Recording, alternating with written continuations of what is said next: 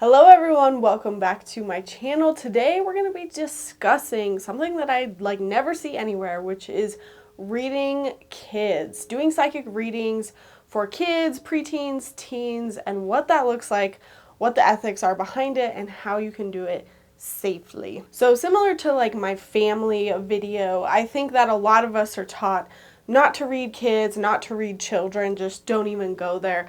However, I do think it's one of those things that people get into situations where there are kids at an event and you are reading people, maybe reading adults for a party, and there are kids present, especially with Halloween season coming up.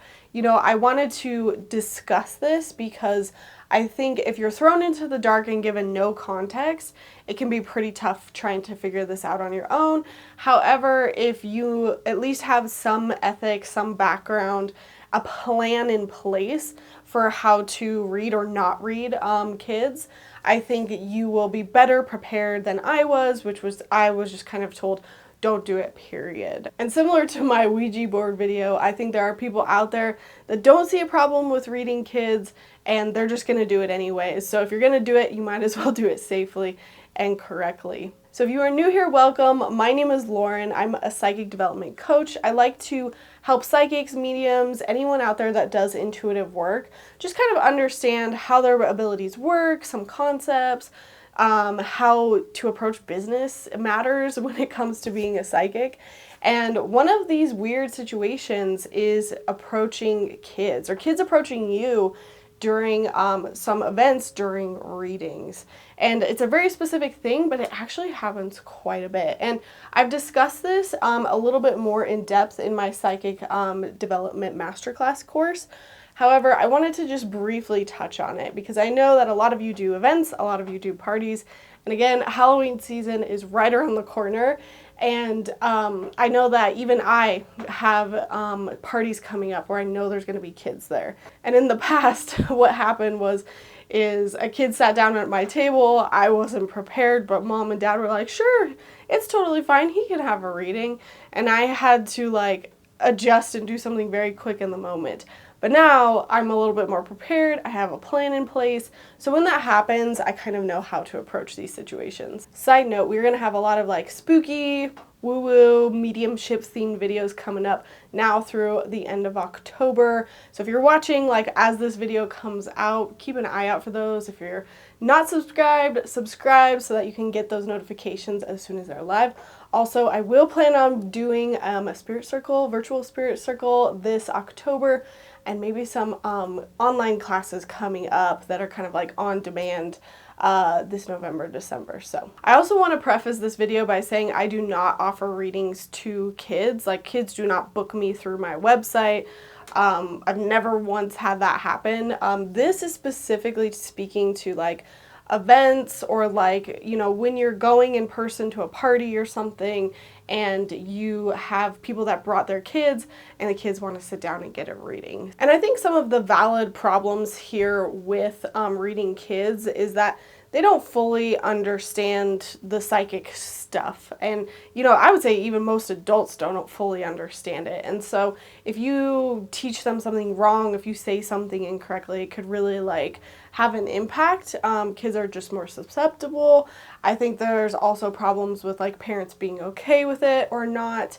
However, these 3 rules that I go over are very much centered around kind of making sure those ethical things are checked off and that there aren't any problems. So rule number 1 that I absolutely always make sure I do at parties is ask parents if it's okay. So whether the kid is coming up with their parents or they are sitting down with their parents, I always say, is it okay if we do a little reading for your kiddo, right? And if their parents are not there, I will literally tell them, you got to go ask mom and dad if it's okay if you do this. And they will run off and go find mom and dad and get their approval. And I think the reason why this is so important is because kids can't fully make that decision for themselves. There's a lot of things parents still have to understand and figure out and set boundaries around for their kids. And they're not developed yet. Their minds are not developed. We don't know them individually. They can't make that call just like anything else. They've got to get their parents' approval in my opinion. Now, my second rule is to always adjust the readings depending on the kid's age. So if I have really little kids sitting down, there was one time I got hired to do an elementary school. It was kind of like a Halloween, what were they called? Like a trick or treat street sort of thing. And they had the band there, they had a bunch of booths and stuff, and they had a psychic, which I thought was really kind of cool and progressive. And when I had like siblings of the elementary school kids sit down, or like kindergartners, like really little kids, I would just not even do like a psychic reading. I would let them play with my cards, and I'll show you them. So I have these children's spirit animal cards, which are probably a little bit more on the woo-woo side. And then I've also got, this was gifted to me by a follower, affirmation card, Disney affirmation cards.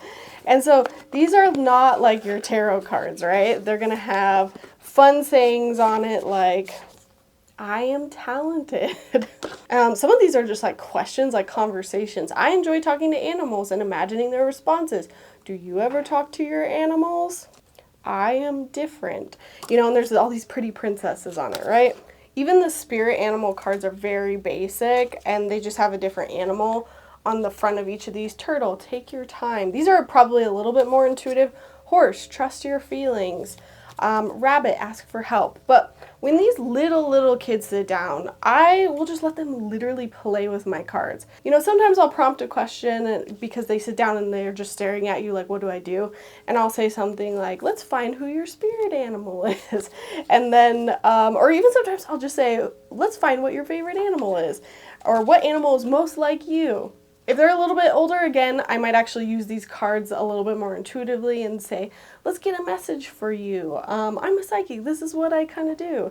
And elephant, you can overcome any problem. Now, if a teenager is sitting down, and I'm talking like 16, 17, 18, I'm not going to use these cards. I'm going to probably still use some of the other cards that I usually use. So the important thing here is to adjust it based on age. Again, I lie more on the side of if it's a really little kid, I'm just playing, I'm having fun, I'm having a conversation. They really like to touch the cards or like play with stuff on my table. If they are older, I will kind of adjust and allow more mature related questions. And that leads me to my third rule, which is you absolutely have to understand the basics of ethics for being a psychic reader. So that's like just the very basics of like, don't read people without their permission, explaining to kids that you can be wrong, explaining that you do not know everything and that the future can change and that they can make their own choices. Like, it's very important to communicate that up front, because adults have the ability to look up psychics, look at like what they're about, what they can and can't do. They've probably had time to come up with their own opinions on like what psychics are. But you might have a kid that sits down and thinks that, oh my gosh, this is a psychic, everything they say is going to come true. You really have to make sure that ethically you are explaining what you do, what you don't do, and make it make sense to a kid, which can be tough. So one of those ethics that I like to kind of add on specifically for kids is to make sure that you are only doing topics or questions that will have positive answers. So you are, in a way, affecting the reading by saying, I only want positive information to come through. Normally I don't do that with an adult. I say anything that needs to come through can come through, and if we talk about all the bad stuff, we talk about all the bad stuff. But with kids, we do not want them to leave the table crying and like fearful of their lives or questioning their beliefs. We don't want to tell them to like run away from home or to leave their parents. Like, you know what I mean? Like, we want to keep it light. We want to keep it fun. So one of my ethics here is that I only ask positive questions, and I come up with those questions ahead of time. So sometimes I'll be ready to go and I'll say, okay, well, let's talk about what your talents are. Let's talk about what you're really good at. Let's talk about some good things coming up in your future. So see how the question informs the answer. And I'm really telling my guides, like, through my intention, this is the information that I want to come through. Now, sometimes bad things will come through. I will get that there's trouble at home. Not my place. Not my place. Not today. That's not my responsibility as a psychic. And again, with kids, there's a hard line there of like, you just can't go there because it's a child, you know, and we're just not going to cross that ethical boundary. Ultimately, we don't want them to question their lives, question death, question their family. We keep it positive, we keep it easy. Again, adjusting it to their age. So like again, little tiny kids, I might not even do a psychic reading. The older they get, the more I might kind of let intuitive hits come through. Especially once we get up into that teen range, but I'm always making sure to be very selective about what I say, which again kind of goes against a lot of like what I teach when it comes to adults. When it comes to adults, it's like if it comes through, you need to deliver that information. However, we kind of have to be the censor for those kids because they don't always know how to censor that for themselves or how to digest it for themselves, I guess. So overall with these 3 tips, hopefully you are understanding, you are getting permission, you are doing it correctly kind of based on the age, and you're following some extra ethics on top of the basics to really make sure that what's coming through is only going to be positive. So if you have that as a starting point, I hope that kind of helps you to navigate dealing with kids as they approach your table. Again, I would recommend having like a deck of cards ready to go, or even just like a list of questions in the back of your mind that you can ask on their behalf so that again you can control the reading in that way. So if you come across similar challenges like this in the future as you read, just know that Patreon is also a great place to connect with other psychics. We do a monthly like game night where it's also just a great place to like chat with others, get opinions on like readings that you've had, vent about them, you know, kind of process with other psychics that are learning or do this full time. So if you have any questions about reading kids, please let me know in the comments. I know I kind of kept this brief and simple, but I wanted to make sure that you could use this and jump right in, especially if you have an event coming up. If you like this video, please give it a big thumbs up and I will see you in my next one. Alrighty, bye.